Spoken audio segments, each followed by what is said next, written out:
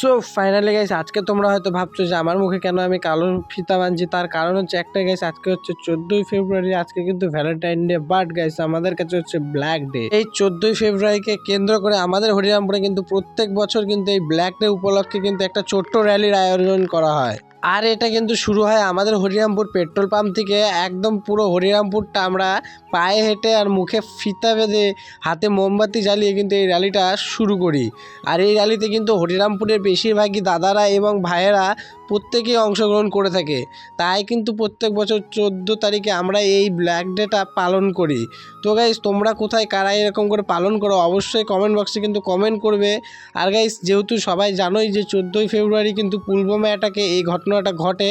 প্রায় 24 থেকে 25 জন সৈনিকের মৃত্যু সেদিন এই পুলওয়ামা অ্যাটাকে হয়ে যায়, যার কারণে কিন্তু আমরা এই র্যালিটা প্রত্যেক বছরই বের করি। তো তোমরা কারা কারা এই ব্ল্যাক ডেটা পালন করো 14ই ফেব্রুয়ারিতে অবশ্যই কিন্তু কমেন্ট বক্সে কমেন্ট করবে। আর গাইস দেখো, মোমবাতি ধরে রাখতে রাখতে হাতে যে কখন মোমবাতি পরে হাতের অবস্থা এরকম হয়ে গেছে আমি নিজেও বুঝতে পারিনি। তো গাইস, আজকে এখানেই দেখা হবে নেক্সট ভিডিওতে।